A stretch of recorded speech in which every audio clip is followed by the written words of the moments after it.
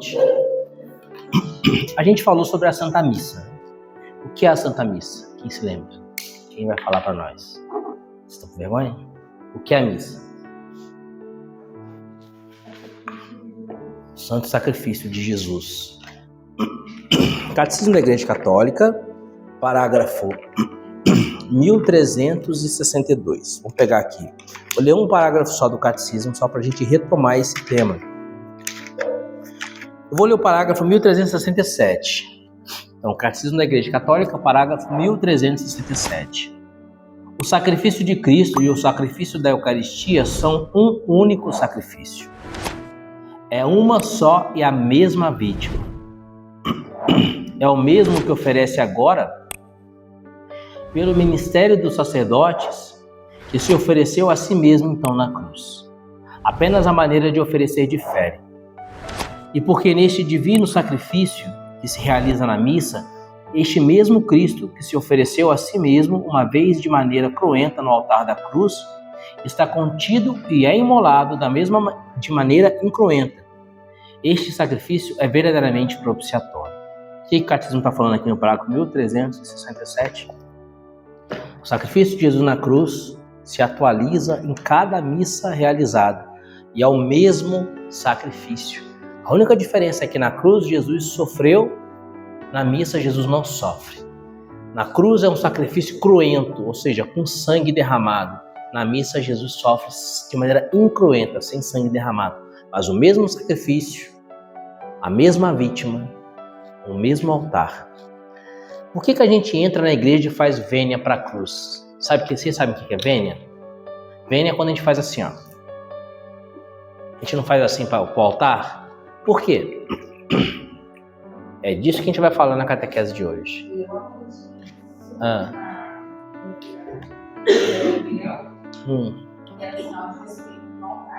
Mas por quê? Sinal de respeito ao altar, à cruz, porque o altar é a cruz.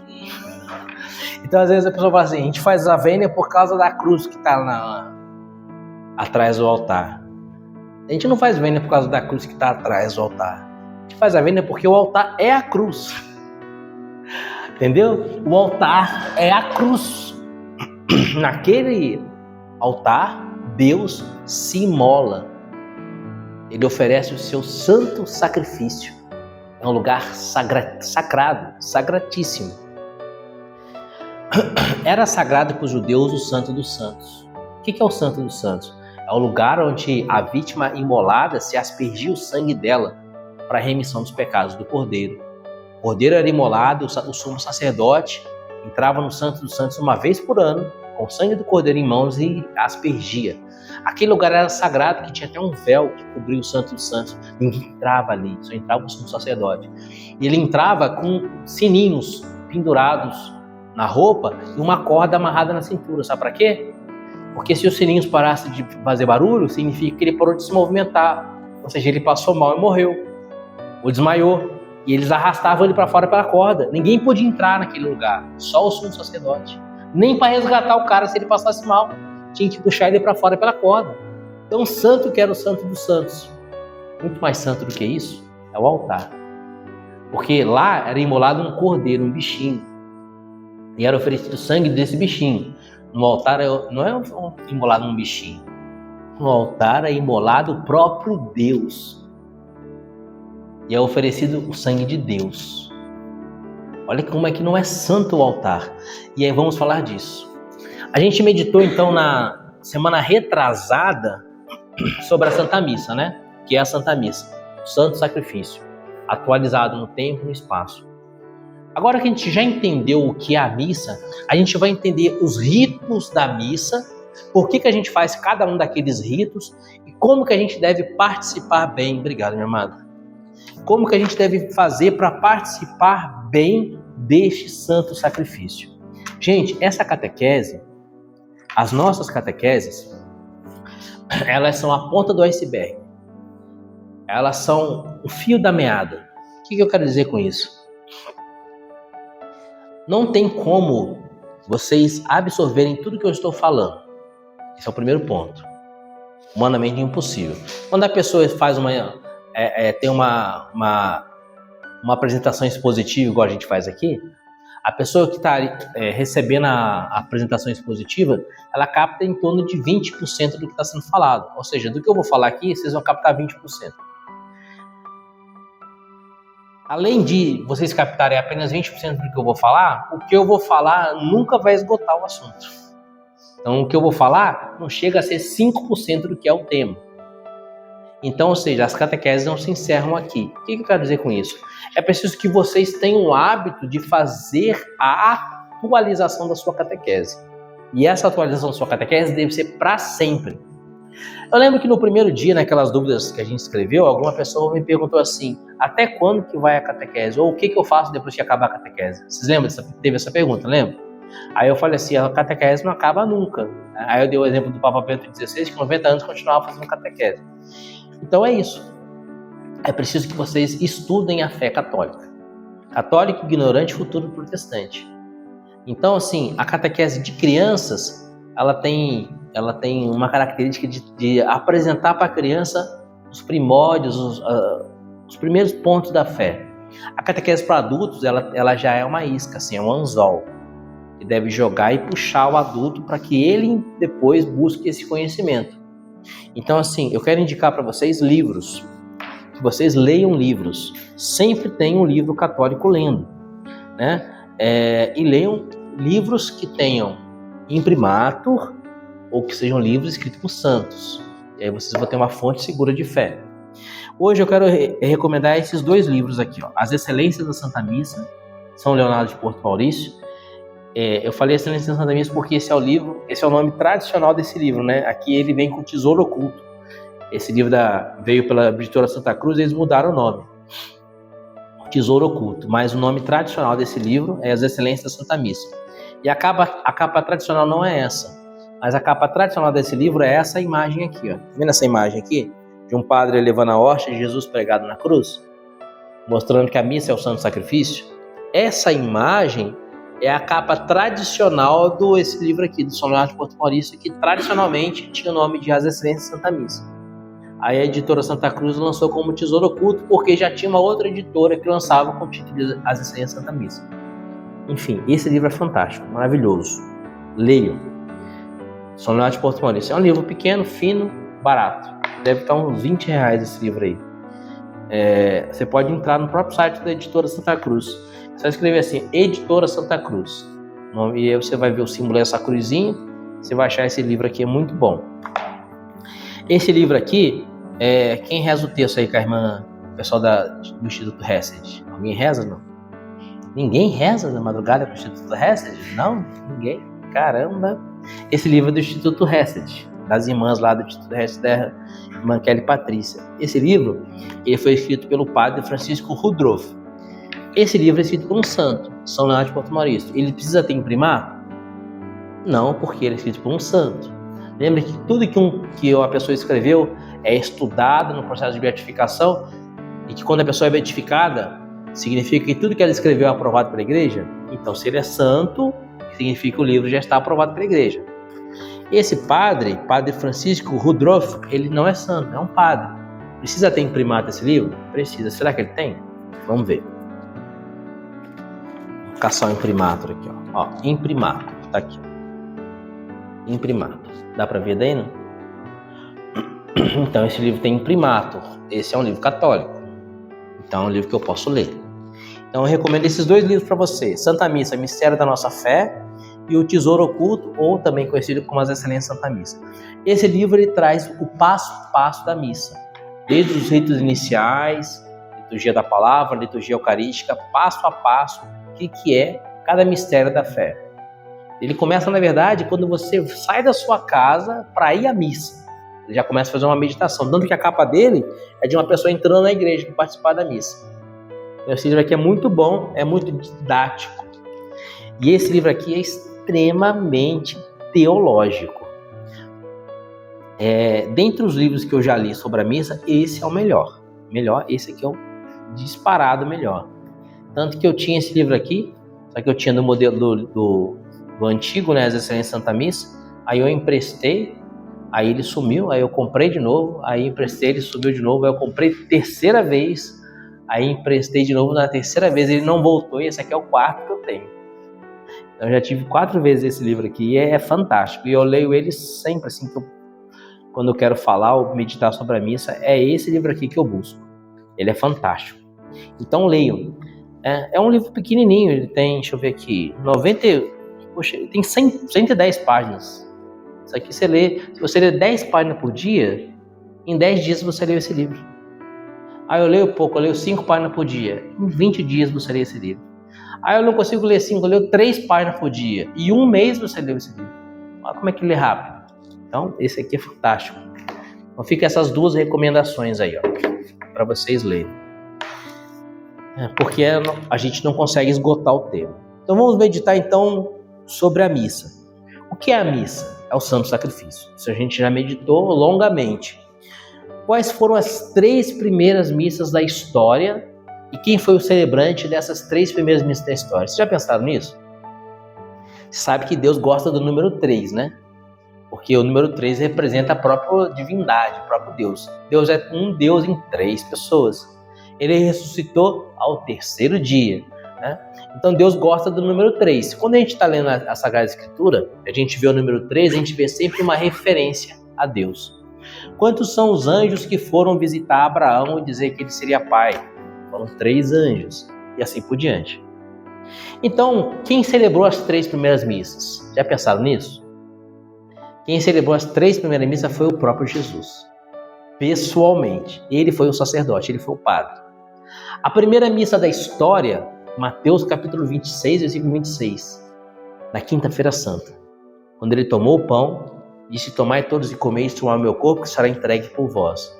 Ali Jesus instituiu o Santíssimo Sacramento do altar e ali foi a primeira missa da história, Mateus 26, 26. A segunda missa da história foi a cruz. A missa não é o santo sacrifício? Então a segunda missa da história Jesus ofereceu no Calvário. Então a primeira missa ele oferece com o pão e o vinho. A segunda missa ele oferece com o seu corpo, no Calvário. João capítulo 19, né? Versículos de 17 a 30, que é a crucifixão. Jesus oferece ali o seu corpo, dizendo as 7 palavras da cruz. Até ele dizer a última palavra: tudo está consumado. Ali Jesus oferece a segunda missa da história. E a terceira missa da história, quando que Jesus oferece? Quem se lembra? Discípulos de Emaús. Jesus caminha o dia inteiro com os discípulos de Emaús. Quando anoitece, ele faz que vai passar adiante, os discípulos falam para ele: Senhor, fica conosco, já é tarde, o dia declina. Jesus entra na casa do discípulo de Emaús, Lucas 24, versículo de 30 a 32. E aí, ele se senta com eles conjuntamente à mesa.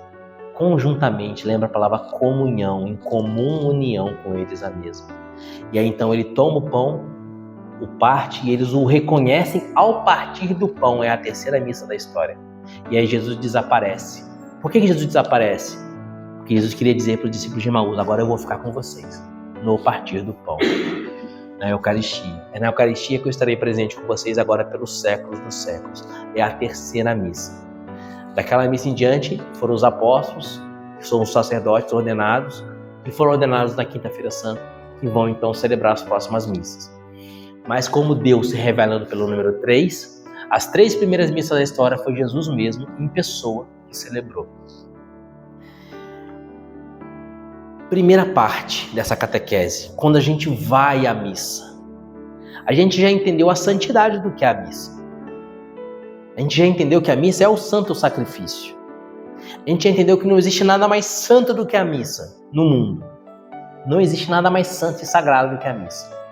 São Pio de Pietrelcina, o Padre Pio, que tem uma fotinha dele aqui na minha camisa, São Pio de Pietrelcina dizia assim: se os homens soubessem o valor da missa, seria necessário colocar soldados nas portas da igreja para conter as multidões que afluiriam para participar do santo sacrifício. São Pio tinha outra frase que ele dizia assim: é mais fácil o mundo viver sem o sol do que sem a Santa Missa. Então, a missa é o que há de mais sagrado. Como nós vamos então à missa? Imagine que você vai ao tribunal ser testemunha de acusação ou de defesa num processo. Como que você vai participar desse tribunal? Nós homens, nós vamos de bermuda, chinelo, de dedo, né? bonezinho, camisa de time. É assim que a gente vai participar do tribunal? O juiz não deixa nem a gente entrar desse jeito, né? Não, mas normalmente eu vou me casar. Casar é uma coisa importante, né? Casar, né? Como que eu vou me casar? Chinela havaiana, short do Flamengo, short do Vasco, do Corinthians. E eu, né? Camiseta regata, né? Camiseta regata. É assim que eu vou me casar? Não, eu vou vestir um terno bonito, tal, né? Né? Porque é uma data importante, algo importante. Gente, se o juiz é importante e para depois, diante do juiz, eu tenho que usar uma roupa adequada para aquela ocasião, muito mais importante é Deus. E diante de Deus que se imola, não dá para ir de bermuda, de boné, de chinela havaiana. Né? Então a roupa que a gente usa precisa ser uma roupa modesta, tanto os homens quanto as mulheres. Então a mulher não deve ir com a roupa extremamente colada no corpo, não deve ir com mini saia ou com saia abaixo, acima do joelho, porque quando senta a saia levanta, não deve ir com decote, uma roupa casta, uma roupa que não chame a atenção de ninguém, uma roupa modesta, que não chame a atenção. Assim também os homens. Ah, mas eu sou homem, ninguém vai olhar para mim, eu não vou chamar a atenção de ninguém. Mas a falta de respeito, entendeu? Se eu tô de bermuda, eu uso bermuda para jogar bola, uso bermuda para ir na praia, uso bermuda para passear, ou seja, eu uso bermuda quando eu não estou fazendo nada que é importante. A bermuda significa que aquilo não é importante. Se eu estou de bermuda, significa que eu estou num lugar qualquer. A praia é um lugar qualquer, o supermercado é um lugar qualquer, o clube é um lugar qualquer, né?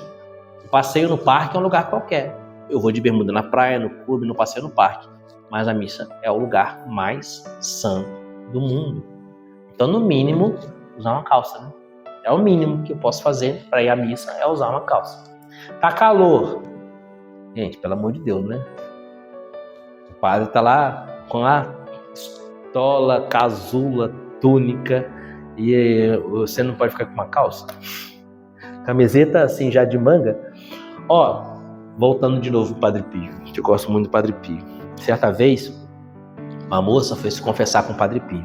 O Padre Pio morreu na década de 60, morreu em 1968, século 20. Uma senhora foi se confessar com o Padre Pio e ela foi com naquela época, as mulheres usavam saiona grandona, né? E usavam mangas até assim, né? Ela foi com uma roupa meio imodesta, aparecendo parte do corpo. Quando ela entrou no confessionário do Padre Pio, o Padre Pio olhou para ela e falou assim: as carnes desnudas queimarão no fogo do inferno.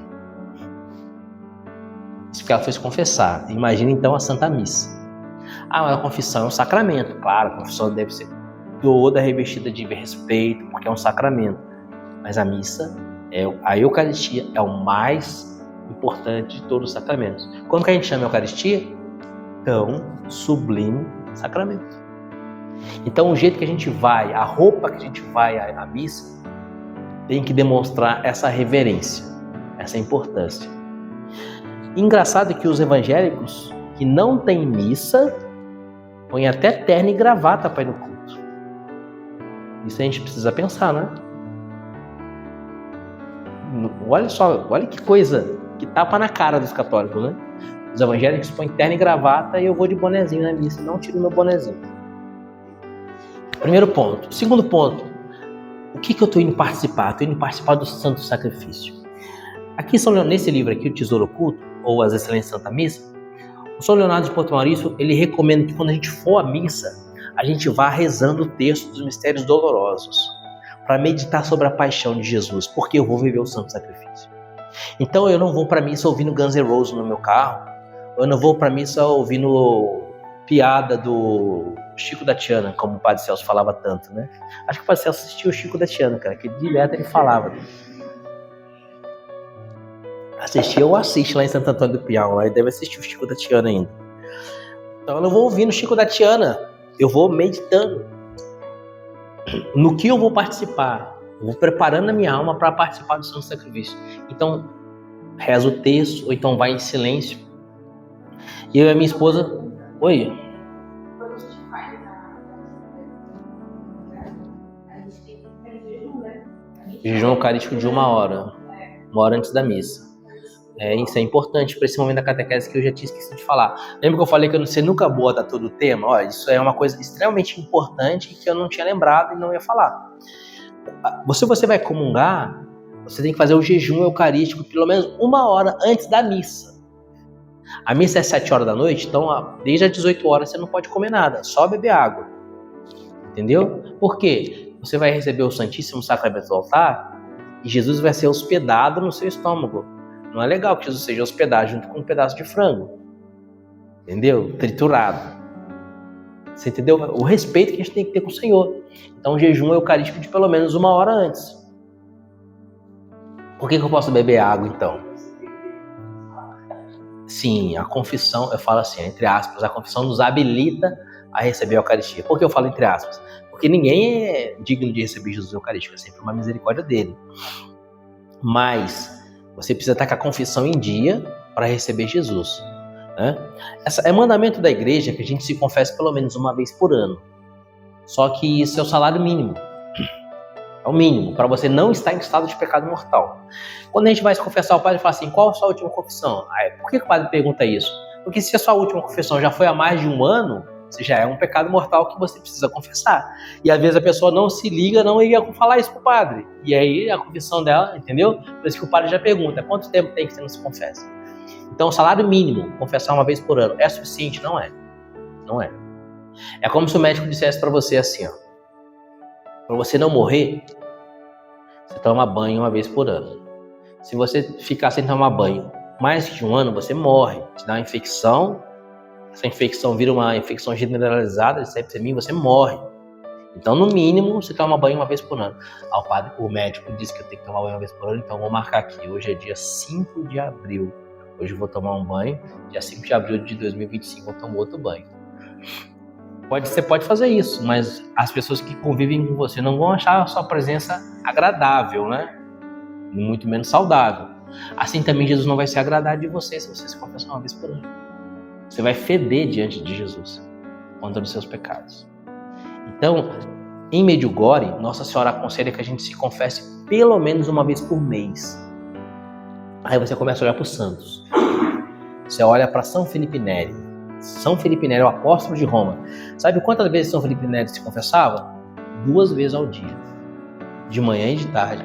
O cara é santo e se confessava 2 vezes ao dia. Santa Teresinha do Menino Jesus se confessava todos os dias, 1 vez por dia. São João Paulo II, o autor desse catecismo aqui, o Santo Padre e Papa São João Paulo II, se confessava semanalmente. Se os santos se confessavam com tanta frequência, quanto mais eu que estou bem longe da santidade ainda, né? Sabe que a única coisa que eu tenho de santo? As imagens de santo na minha casa. Tirando as imagens, tem que fazer uma boa caminhada ainda, né? Então, eu tenho também a camisa de São Pio, que é de santo. Então, puxa, se eu sou o que sou, se os santos se confessavam com tanta frequência, eu que sou o que sou, no mínimo, 1 vez por mês, né? E assim, eu me confesso todo primeiro sábado em homenagem à Nossa Senhora. Inclusive, amanhã é dia de se confessar. Então, amanhã eu vou me confessar, porque todo primeiro sábado eu me confesso. E assim eu consigo manter a minha regularidade mensal de confissão. Quem não é... O batismo é o primeiro de todos os sacramentos. Então, o batismo é o primeiro. Para receber qualquer sacramento, o primeiro passo é ser batizado. Então, assim, quem está na condição de catecúmeno não se confessa ainda porque não foi batizado. Então, quando receber o batismo, aí sim, você vai ser perdoado de todos os pecados. E, normalmente, como a catequese é para adultos, a pessoa é batizada, na sequência já faz a primeira Eucaristia e o crisma. Entendeu? Às vezes com diferença de semanas, às vezes até no mesmo dia, dependendo do bispo. Pode ser batizado, fazer a primeira comunhão e crismado na mesma hora, na mesma missa. Mas às vezes tem diferença de alguns dias. Você vai precisar ser batizada. Você é casada, não? Mora junto? Não, né? Mora. Então você vai ter que casar. Só que é o que acontece, sim. O casamento é um sacramento. O matrimônio também. Então o matrimônio tem que ser precedido do casamento. O que é feito? Você é batizada de manhã, casa de tarde, entendeu? Ou alguns lugares, dependendo do padre, o padre Cláudio lá em Caraguá faz assim, mas aí ele primeiro faz um acompanhamento com o casal, e se o casal realmente o padre percebe que o casal consegue fazer isso, ele faz o batismo no sábado, por exemplo, amanhã é sábado, dia 6. Aí no outro sábado ele faz o matrimônio. Eu acho perigoso. Você entendeu? Eu acho perigoso. Mas o padre confia no casal, faz assim. Eu acho mais aconselhável casar no mesmo dia. Batiza às 9 horas da manhã, casa às 15 horas. Ou já batiza às 15 horas, já casa às 15 horas também. Então, se a nulidade do casamento do marido estaria considerada de ser Você já é batizado? Não tem necessidade. Por exemplo, a Lucimara, que fazia catequese com a gente, ela se casou sábado passado e vai crismar amanhã. Então ela se casou sábado passado, vai crismar amanhã.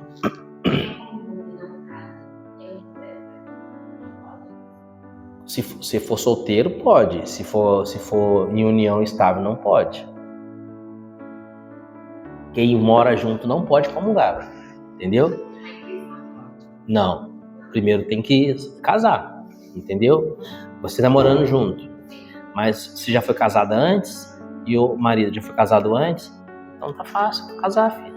É só marcar e casar, entendeu? Quem não é casado, ela falou assim, você tem união estável, a pessoa mora junto, mas não recebeu o sacramento do matrimônio, está morando junto. Tem situação irregular, contra o 6º mandamento. Então, primeiro precisa solucionar essa situação irregular, porque para receber o crisma, tem que estar em estado de graça, entendeu? Tem que casar para poder crismar, poder comungar, para receber qualquer sacramento, todos os sacramentos, confissão. Sim, porque quando você vai se confessar, você tem que ter o firme propósito de não retornar ao pecado. Entendeu? Então eu vou me confessar para o padre assim, padre, pequei contra a castidade. Por quê? Porque eu vivi o sexo e não sou casado. Ah, tá bom. Eu te absolvo os seus pecados em nome do Pai, do Filho e do Espírito Santo. Mas hoje à noite eu vou viver o sexo de novo sem estar casado. Então eu estou fazendo um sacrilégio, que é um abusar do sacramento. Aí é um pecado mortal. Em vez de ser absolvido daquele pecado, eu estou acumulando um outro. Então você primeiro precisa solucionar essa situação. Para você também, igual a situação dela, só casar, não tem impedimento. Então, procurar o... Eu sou casamenteiro. Eu sou mais casamenteiro que Santo Antônio. Eu sou casamenteiro. Essa semana casei a Lucimara, né? Mas já casei um monte. Então, cases.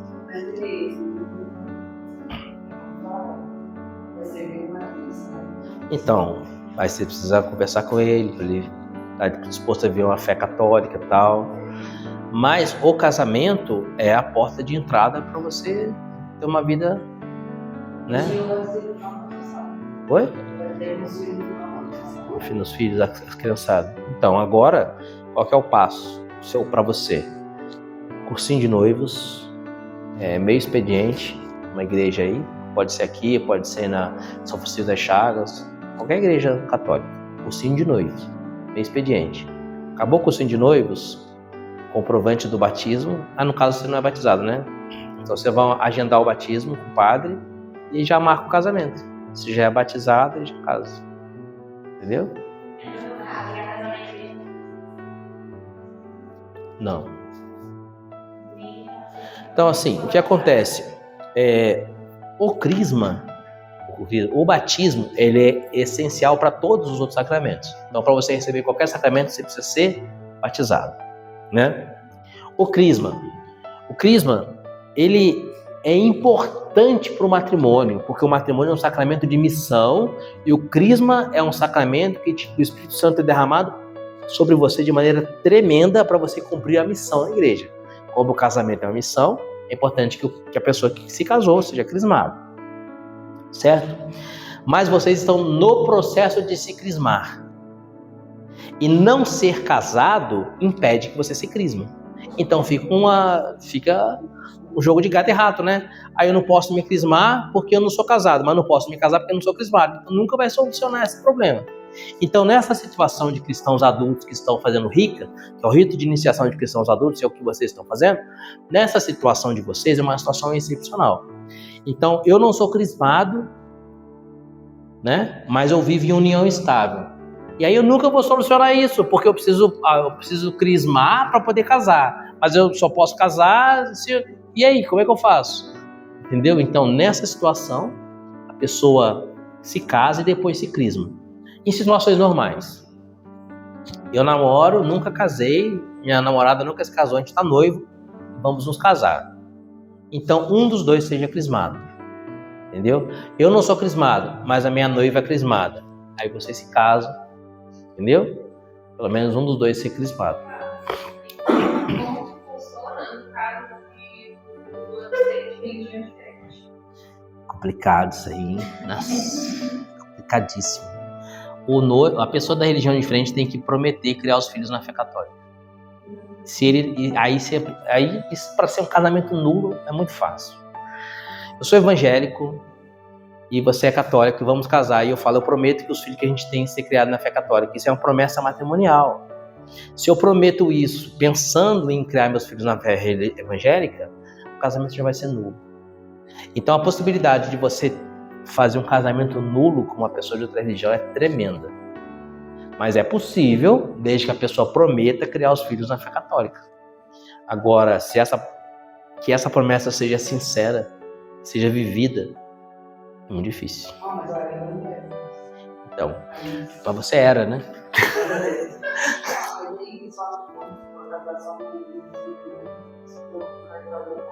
Não. Tem que ser na igreja. Porque é sacramento. O casamento civil não é sacramento, é civil. É questão de divisão de bens, é uma vez só, pro resto da vida. Até que a morte o separe. Tem. Casamento religioso com efeito civil. Não, é assim, é igual o meu casamento foi assim. Eu casei na igreja, só que não teve ninguém do cartório, foi só o padre. E o padre fez as vezes do cartório. Então assim, eu não casei na igreja e depois tive que ir no cartório, não. Eu casei só na igreja. Oi? Depois ia no cartório. Então, o meu casamento foi só na igreja. Só que aí o cartório mandou a documentação para a igreja e a documentação foi feita na igreja. Na hora do casamento já fez tudo. Tanto que o meu irmão é meu padrinho de casamento civil e ele assinou na igreja, entendeu? Então, o senhor foi assim também? Então já faz tudo ali, né? Junto. Que aí a pessoa casa, né, de manhã, depois tem que ir no cartório, fica meio sem sentido, né? Então, o que a gente estava falando mesmo? Sobre os ritos iniciais, né? Sobre a ida na igreja. Então a gente tem que participar da missa se preparando para esse momento que vamos viver, né?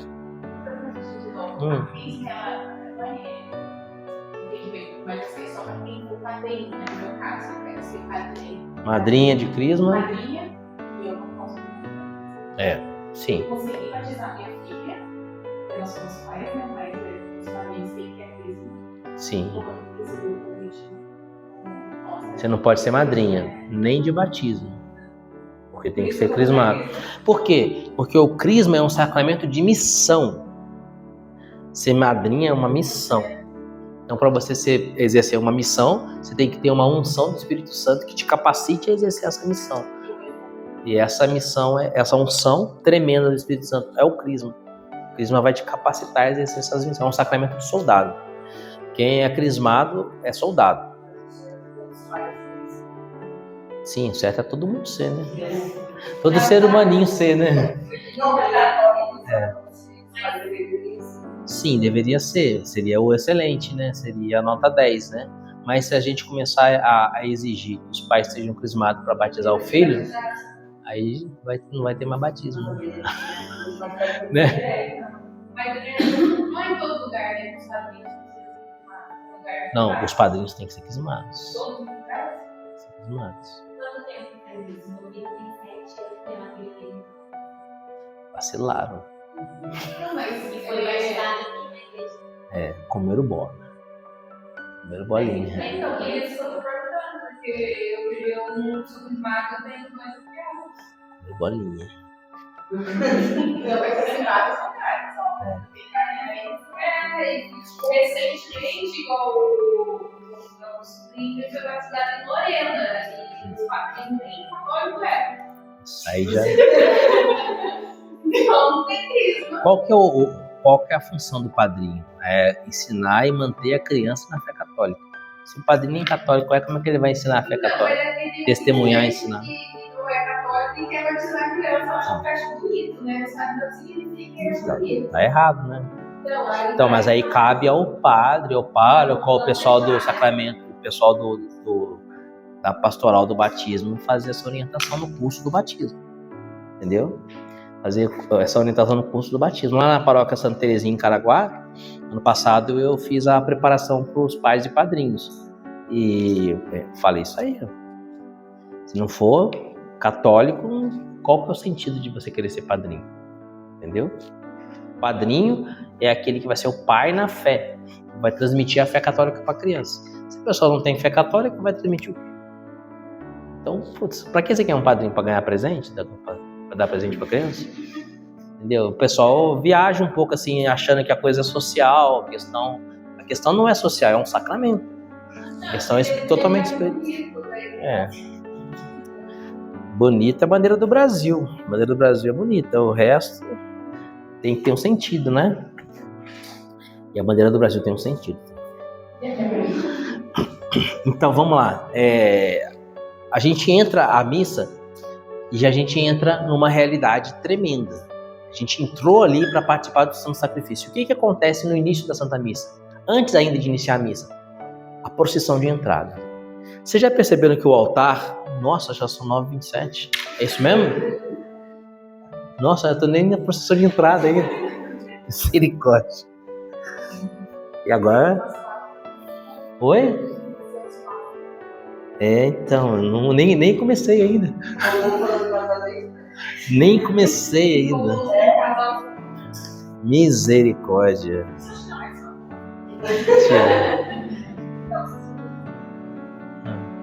Eu tenho uma bebê. E eu já fui missa. O padre fala que a gente tem que fazer criança da igreja. Eu também já fui missa e os pais estão lá fora que a criança pode ir para a igreja. E é um bom consenso. Sim, o que acontece? Isso aí é muito da pessoa, né? O padre é um ser humaninho também, né? Então é muito do ser humaninho ali. Mas o que eu entendo? Eu entendo que a criança, ela chega na missa. A missa é uma realidade que não é uma realidade para a criança muito legal, né? A criança é um bichinho agitado, né? Ela quer brincar, quer andar e tal.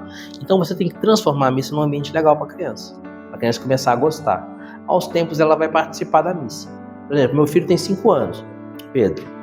Ele ajoelha na hora que tem que ajoelhar, fica em pé na hora que tem que ficar em pé, senta na hora que tem que sentar, responde às preces, porque ele foi habituado a participar da missa. Então, assim, quando tá indo para a missa, já fala para a criança, a gente vai à missa. Na missa, a gente vai encontrar Jesus. Jesus vai estar lá, Jesus vai estar te olhando. Jesus tem uma graça para você hoje. Você quer uma graça de Jesus?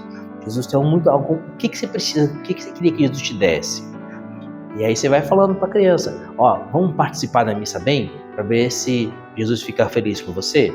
E aí a criança vai começar a entender que a missa é algo sagrado. Esse é o primeiro momento, ela vai entender que a missa é algo sagrado. Por que eu estou na missa? Minha mãe me traz para esse lugar aqui que eu não entendo nada, que as pessoas estão falando. É chato a criança. Então você precisa apresentar a missa como algo sagrado. Esse é o primeiro passo. Depois, o segundo passo é permitir a criança se adaptar à missa. Que tem que ter uma adaptação da criança à missa. O que é essa adaptação? A criança quer andar, às vezes deixa ela andar um pouquinho, fica olhando para ver se ela não sai da igreja, porque às vezes tem um carro que atropela, agora aqui no Belém tem essa escada gigante, e sei lá, tantas coisas podem acontecer de perigo, né? Fora da vista dos pais. Então, assim, não acho legal deixar a criança sair da vista dos pais. Nem que você fique em pé e olhe a criança andando para lá, andando para cá, andando para lá, andando para cá e tal. Esse é o segundo passo. Brinquedo não acho legal, porque a criança se interte com o brinquedo e perde a noção do sagrado. entendeu? Então ela é só um lugar que ela vai brincar. Como ela brinca na creche, ela brinca na escola, ela vai brincar ali na igreja,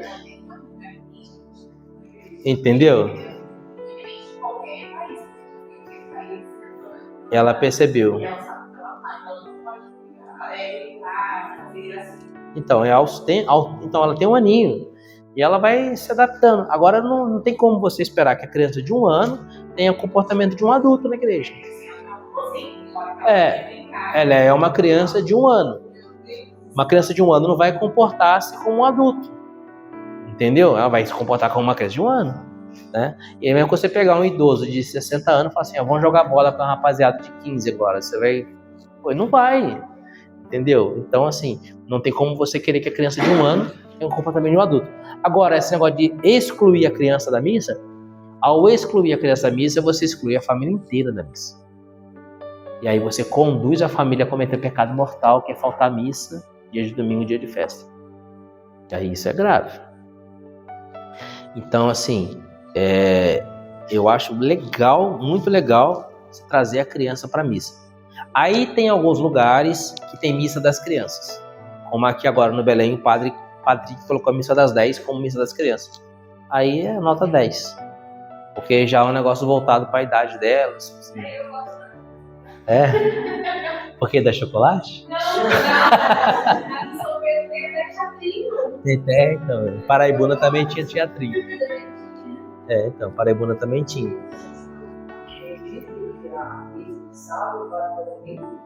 Então, a missa de sábado, depois do meio-dia, é celebrado a liturgia de domingo. O que acontece? É mandamento da igreja você ouvir missa inteira sábado, domingos e dias de festa. Então, assim, você é obrigado, para não cair em pecado mortal, ouvir a missa no dia da Imaculada Conceição, dia 1º de janeiro, dia da Mãe de Deus, dia de Corpus Christi, e assim, as solenidades e os domingos. Todo domingo é solenidade, que todo domingo é Páscoa. Só que o que acontece? Por exemplo, eu, durante um bom tempo, muitos anos, eu trabalhei no regime 12/36. Aí chegava dia que eu trabalhava domingo, 12 horas. Não tinha como ir à missa domingo. Como tem casos, por exemplo, médico, que está um plantão de 24 horas no domingo. E assim por diante. Em diversos casos, um caminhoneiro que vai viajar o dia inteiro no domingo. Ele não consegue ir à missa. Então, nesses casos, a igreja permitiu que sábado, a partir das 12 horas, fosse celebrada a liturgia de domingo, para que assim essa pessoa que está impossibilitada de ir à missa ao domingo, ela possa participar no sábado. Então, além da missa sábado, a partir de 12h01, por exemplo, na Catedral São Francisco, tem 12h15 a missa, já é a liturgia de domingo. Então, vamos supor, domingo eu vou trabalhar, não conseguirei ir à missa, eu vou à missa na Catedral 12h15, está valendo para o domingo. Eu vou à missa das 16 horas, está valendo para o domingo. Ou a missa à noite, está valendo para o domingo. O que não é legal é você falar assim, por exemplo, aí eu vou à missa no sábado, porque aí eu já fico com o meu domingo livre. Então Deus é uma coisa ruim para você, porque a gente se livra daquilo que é ruim. Eu quero me livrar dessa gripe, né? Eu quero me livrar desse problema. A gente se livra de coisa ruim. Então a gente não se livra da missa. A missa é um privilégio. Então assim, por exemplo, amanhã à noite eu vou à missa, porque é o crisma da minha turma do ano passado, né? Eles vão se crismar amanhã à noite, eu vou, como catequista, eu vou à missa, o crisma deles. De qualquer forma, eu já iria à missa, porque é o primeiro sábado do mês, eu sempre vou à missa no primeiro sábado. Normalmente, eu sempre vou à missa sábado também. Normalmente, quase todo sábado eu vou à missa. Mas, eu vou à missa sábado e vou à missa domingo de novo. Entendeu? Por quê? Porque é domingo, é o dia da ressurreição. Entendeu? Agora, se eu não puder ir à missa domingo e for ao sábado, cumpri o preceito. Entendeu? Então, assim, o dia da ressurreição do Senhor é o domingo, o dia do Senhor. Ir à missa sábado substitui a missa do domingo? Sim, é a mesma liturgia. Mas a gente não pode pensar assim. Vou à missa sábado para me livrar da missa domingo para ir para a roça. É como o Padre Celso falava, né? Para ir para a roça. Chique. Gente, vocês têm mais alguma dúvida? Eu acho que não vai dar para a gente abordar esse tema aqui por causa do horário, mas de qualquer forma, semana que vem a gente fala sobre o passo a passo da missa, para a gente entender melhor a liturgia, porque a gente só ama aquilo que a gente entende, né? Às vezes a pessoa vai, por que a gente fica em pé na hora do evangelho? Por quê? Porque a gente fica senta, levanta, senta, levanta, senta, levanta. Você não fica já em pé de uma vez, ou já sentado de uma vez. Por quê? Vocês já pensaram nisso? Igual a gente falou da vênia para o altar, né? Por que eu faço a vênia para o altar? Porque o altar é a cruz. Por que eu faço assim na hora do evangelho? Né? E o que eu falo quando eu faço assim? Eu falo pelo sinal da Santa Cruz, de Nosso Senhor e todos os nossos inimigos. Será que é isso? Não é, né? Então, será que as pessoas têm essa dimensão? E por que não é? Né? Por que quando tem a primeira leitura, a segunda leitura, a gente fala a palavra do Senhor, a gente fala graças a Deus. Quando é o evangelho, a gente fala a palavra da salvação e a igreja responde glória a vós, Senhor. Né? E assim por diante, né? Os detalhes da Santa Missa, tudo tem um sentido, tudo tem um porquê. Até aquela gota de água que o padre derrama no cálice de vinho tem um porquê. Então semana que vem a gente fala sobre isso, porque já são 9h36, já estourei meu horário. Mas foi legal, né? Né? E agora a gente vai ter mais casamentos aí pra gente poder, né? Colocar no meu recorde pessoal. Cada turma dele, cada 6. É isso mesmo. Cada turma os 3 padres. Glória ao Pai, ao Filho e ao Espírito Santo, como era no princípio, agora e sempre. Amém.